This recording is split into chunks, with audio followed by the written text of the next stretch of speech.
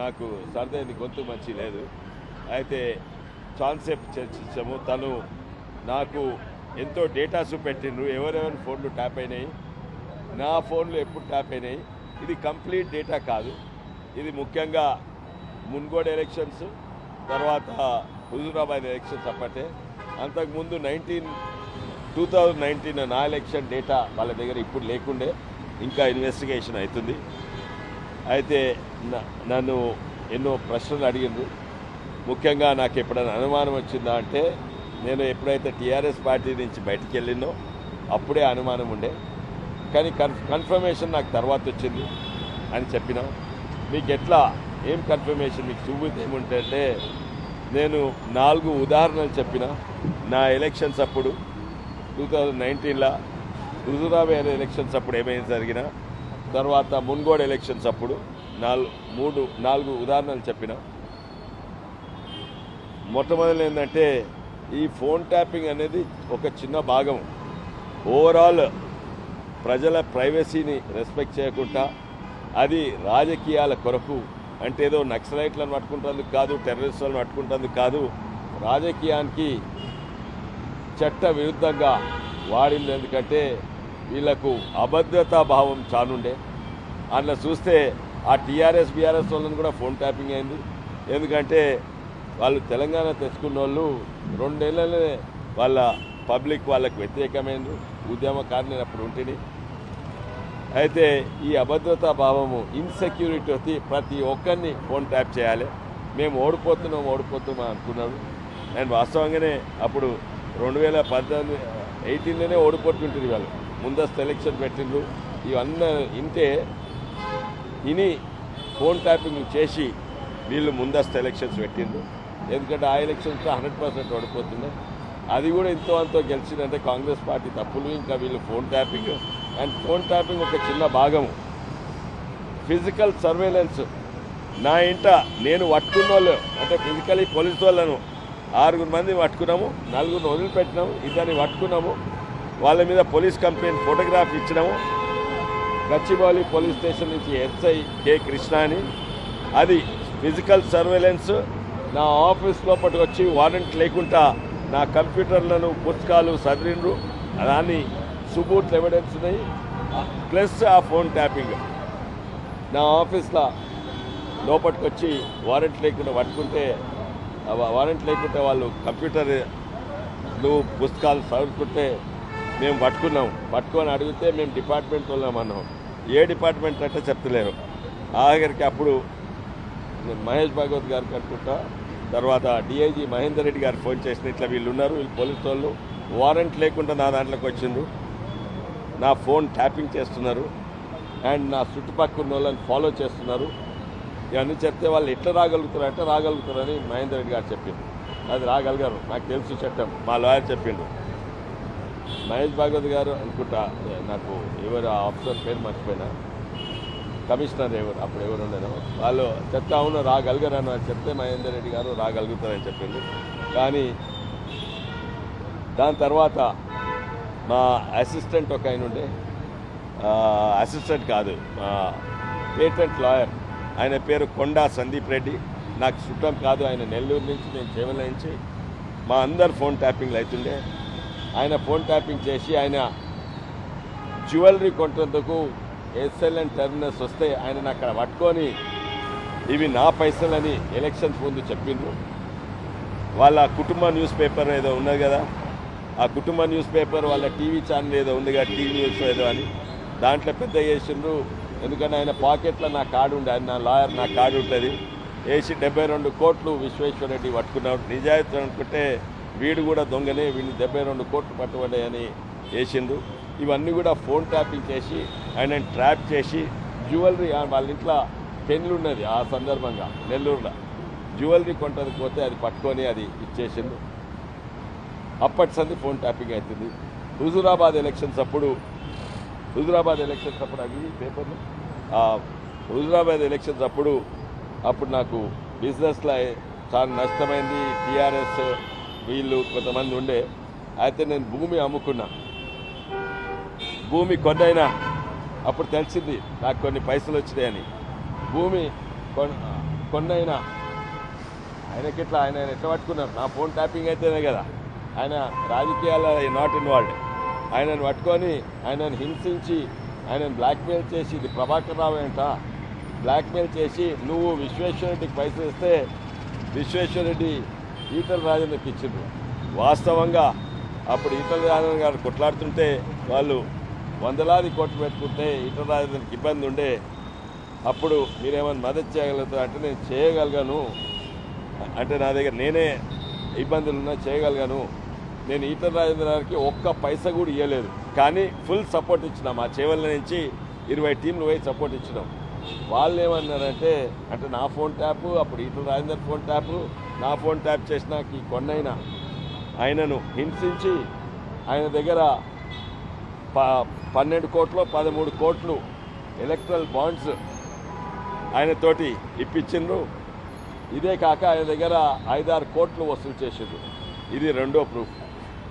దాని తర్వాత ఇన్ఫ్యాక్ట్ దానికంటే ముందే అప్పుడు కరోనా వచ్చింది.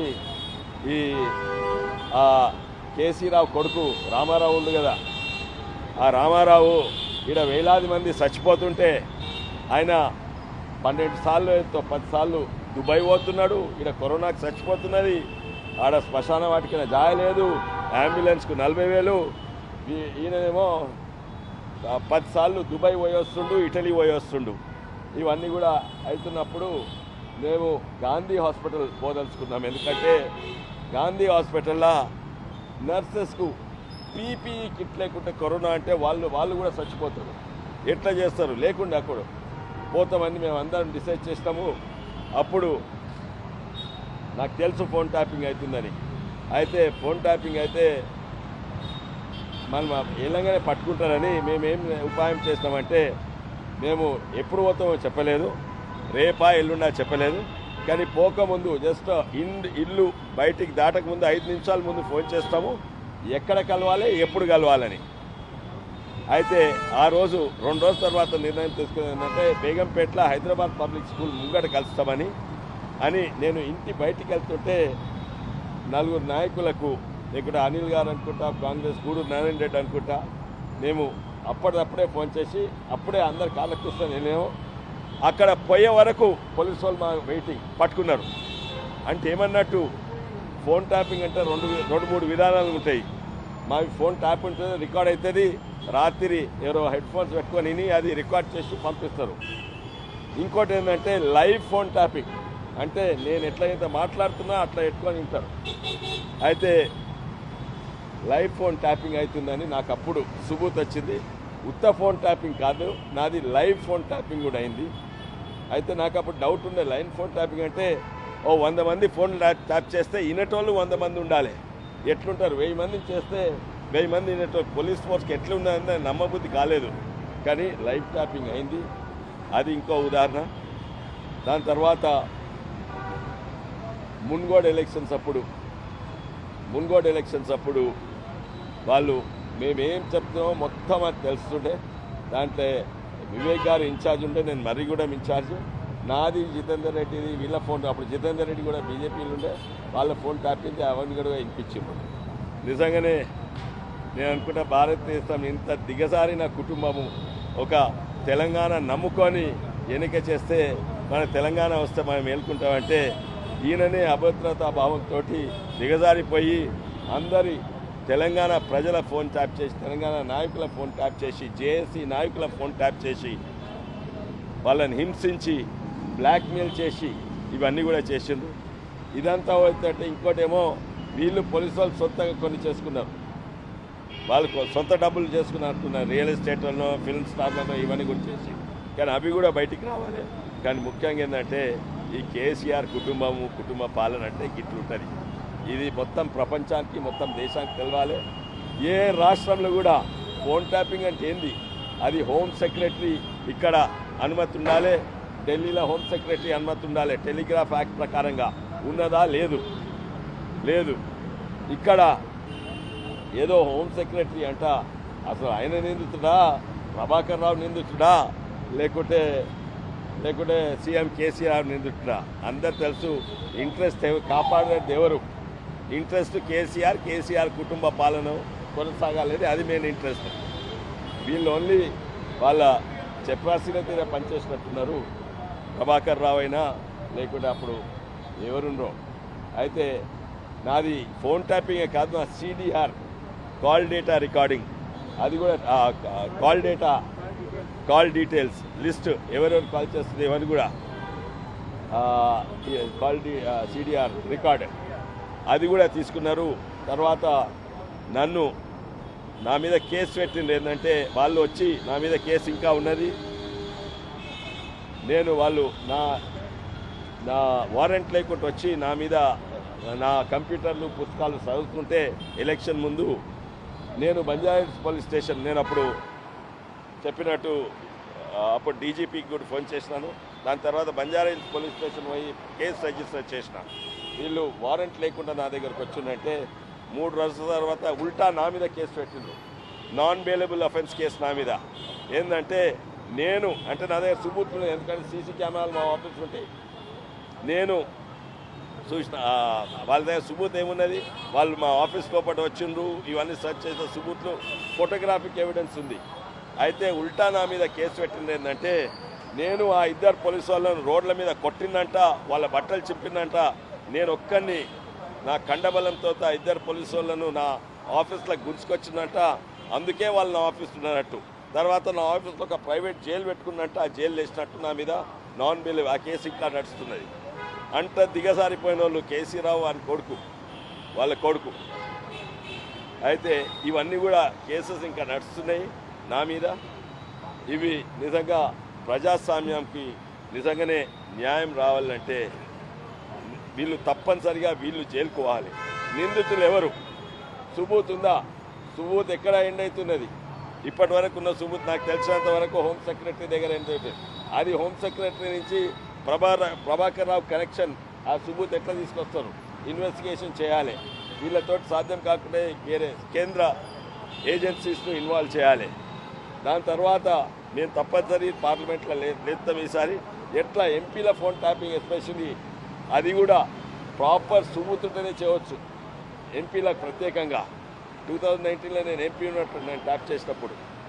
తర్వాత అది ఎక్కడ ఆగిందంటే సుబూత్ ఎక్కడ ట్రేల్ ఎండ్స్ హియర్ అంటారు కదా, trail ended at home secretary. ఎందుకంటే హోమ్ సెక్రటరీయే బై ద వే నేను ఇప్పుడు చెప్తున్నాయన్నీ కూడా ఆర్డినరీ ఫోన్ కాల్స్, మన పెగాసిస్ వాట్సాప్ సిగ్నల్ కాదు, ఆ ట్యాపింగ్ వే. అవి ఇంకా ఆ సుబూట్లు నాకు చూపెట్టలేదు. వాళ్ళు పెగాసిస్ కొన్నరా లేదా అని అడిగితే వాళ్ళు నాకు సమాధానం ఇవ్వలేదు. ఎందుకంటే వాళ్ళు నన్ను ఇంటరాగేట్ చేస్తుంది ఇవ్వలేదు. ఆ పెగాసిస్ గురించి మాట్లాడతలేను, వాట్సాప్ కాల్స్ గురించి మాట్లాడతాను, సిగ్నల్ కాల్స్ గురించి, నార్మల్ ఫోన్స్ గురించే మాట్లాడుతున్నాను. సో ట్రేల్ ఎండ్స్ హియర్ అంటే ఇక్కడ హోమ్ సెక్రటరీ దగ్గర, అక్కడి నుంచి ప్రభాకర్ రావు కనెక్ట్ చేయాలి, ప్రభాకర్ రావు నుంచి కేసీఆర్ కొడుకు కనెక్షన్ చేయాలి. అది సుబూట్లు ఎట్లా వస్తాయి? సర్కమ్స్టాన్షియస్ ఎవిడెన్స్లో కూడా సెంటెన్స్ చేయవచ్చా? ఇవన్నీ కూడా కోర్టులు తెరవాలి. కానీ ఇవి అయిపోయే వరకు తెలంగాణ ప్రజలు ఊరుకున్నారు. ఈ ఓడగొట్టింది దరిద్రం అయితే పోయింది తెలంగాణ నుంచి, ఈ కుటుంబ పాలన అయితే పోయింది తెలంగాణ నుంచి. కానీ వీళ్లకు నిజమైన రేపు కూడా ఇటువంటి జరగవద్దు. ముఖ్యంగా ఈ రీజనల్ పార్టీస్ వల్ల ఇట్లనే ఉంటాయి కుటుంబ పాలనను, ఇట్లాంటి ముందుకు కూడా జరగొద్దని ఇది వీళ్ళని కన్విక్షన్ వరకు ఆ last connection of the last 2 links is very very important. మా సతీమణి సంగీత గారి ఫోన్ కూడా ట్యాప్ అయింది. ఎందుకంటే నా మీద కేసు పెట్టింది కదా, కేసు పెట్టినాక అది నాన్ బెయిలబుల్, అంటే నేను పోలీసు వాళ్ళని కొట్టి బట్టలు చెప్పి నా సొంత జైలు వేసుకుంటే అది నాన్ బెయిలబుల్ అఫెన్స్. అయితే నేను ఇక్కడనే ఉన్నా, నేను అరెస్ట్ చేస్తారా అని నేను చూస్తున్నాను. అయితే ఎలక్షన్ ముందు అరెస్ట్ చేస్తే సెంటిమెంట్ తోటి విపరీతంగా మెజార్టీతో గెలుస్తున్నారు సార్. ఎలక్షన్ ముందు అరెస్ట్ చేయలేదు. ఎలక్షన్ కాగానే నా ఇంట పడ్డారు అందరూ, నా ఇంట మా అందరి. ఇది నాన్ బెయిలబుల్ అఫెన్స్, అరెస్ట్ అయితే నెల లోపట ఉండవలసి వస్తుంది, ఇది అది అన్నీ చెప్తే నా ప్రిటెండ్ చేస్తే నేను తెలంగాణ ఉన్ని ఒక ఎంపీని ఇక్కడ కొట్లాట ఉద్యమ గారిని పారిపోవలసి వచ్చింది. ఎందుకంటే నా ఫ్యామిలీ మీద ఒత్తిడి పెట్టిన arrest, including DGP Mahender Reddy arrest అవుతారు ఇది అది అని. అయితే నేను అప్పుడు కార్లో బెంగళూరు పోయి ఉన్నా, 2 వీక్స్ హోటల్ ఉంటున్నా అక్కడ. అప్పుడు మా సతీమణి కలుస్తానికి వస్తే ఆమెను కూడా ట్యాప్ చేసి ఫాలో చేసిండు. అక్కడ బెంగళూరు పోలీస్ ద్వారా మాకు తెలిసింది. అయితే ఫ్యామిలీ మెంబర్స్ అందరినీ కూడా ఇంత దిగజారిపోయిన వాళ్ళు కేసీ రావు వాళ్ళ కొడుకు మేము తప్పనిసరిగా టైం ఇచ్చి మేమైతే పార్లమెంట్లో లేపుతాం. ఇది ఎక్కడ కూడా ఇంత ఎన్నో వేలాది ఫోన్లు ట్యాప్ అయినాయంటే పోలీస్ ఫోర్సు అది లైవ్ ట్యాపింగ్ అయినాయి, రికార్డెడ్ ట్యాపింగ్ అయినాయి, ఇవన్నీ కూడా అయినాయంటే తప్పనిసరి పార్లమెంట్ తీసుకొస్తాం. దీన్ని ఇన్వెస్టిగేషన్ కావాలి సివియర్. నిజంగా న్యాయము కేసీ రావు కొడుకు జైలు పోయినప్పుడే న్యాయం వస్తుంది తెలంగాణకు. ఏంది అవును అవును నడుస్తున్నది, కానీ ఇంకో వారం టైం ఇస్తాము. ఇది ఇట్లనే ఇంకా కొనసాగితే సిబిఐకి ఇవ్వాలి, తప్పనిసరిగా సిబిఐకి ఇవ్వాలి. ఇప్పుడు ఓ వారంలో గిట్ట పార్లమెంట్ 20 నెక్స్ట్ నెల ఉన్నది, ఇంకా నెల ఉన్నది. కానీ ఈ వారం 2 వారాలు ఏం కాకుండా తప్పనిసరిగా మేము ఢిల్లీ నుంచి ఏం చేయాలనో అది చర్చిస్తాం. అవును దిగజారిపోయిండు. వాళ్ళకి అభద్రత, వాళ్ళకి ఏమీ రెస్పెక్ట్ లేదు. చట్టం మీద రెస్పెక్ట్ లేదు, ప్రైవసీ మీద రెస్పెక్ట్ లేదు, ప్రజల మీద రెస్పెక్ట్ లేదు. ఓన్లీ వాళ్ళ పదవి కాపాడుతుంది. అందుకే వాళ్ళు ఫోన్ ట్యాపింగ్ చేసి మేము ఎట్లయినా ఓడిపోతున్నామని అప్పుడు 2018 ముందస్తు ఎలక్షన్స్ పెట్టిండు. వాళ్ళకి తెలిసిపోయింది ఓడిపోతున్నామని. కానీ అప్పుడు కాంగ్రెస్ తప్పుల వల్ల సగం మందిని కొనేసిండ్రు. ఫోన్ ట్యాపింగ్ ద్వారా సగం మంది కాంగ్రెస్ వాళ్ళని కొనేసిండ్రు చెవుల పార్లమెంట్లో. అయితే దానికి కొన్ని తప్పులు కాంగ్రెస్ కూడా చేసింది, దానివల్ల ఓడిపోయింది. కానీ అప్పటిసన్ని నేను ఓడిపోతున్నాను, అప్పుడే ఓడిపోయింది ఆయన అసలు. ఇప్పుడైతే ప్రజలు చూపెట్టింది, కానీ ఇక్కడ ఆగొద్దు, ఓడిపోయిండు, ఇంకా మళ్ళీ రాడు. కానీ మళ్ళీ చరిత్రలో నిలవాలి. ఇటువంటి ఎట్లయితే ఎమర్జెన్సీ అటువంటి ఘటనలు అయినాయో ఇది కూడా అటువంటి ఘటన ఇది మళ్ళీ రాకుండా దీన్ని లాస్ట్ కన్క్లూజివ్ ఎండ్ వరకు తీసుకొని అరెస్ట్ అయితేనే మాకు తృప్తి ఉంటుంది. లేకుంటే తప్పక కేంద్రంలో పార్లమెంట్లో లేపుతాము. సిబిఐ తోటి అయితే సిబిఐ తోటి ఇది తప్పనిసరిగా మేము చేస్తాం. తెలుసు, ఇంకా కొన్ని డాక్యుమెంట్స్ అడిగినారు ఈ కేసు విషయంలో, అవి కూడా ఇస్తాము. అవి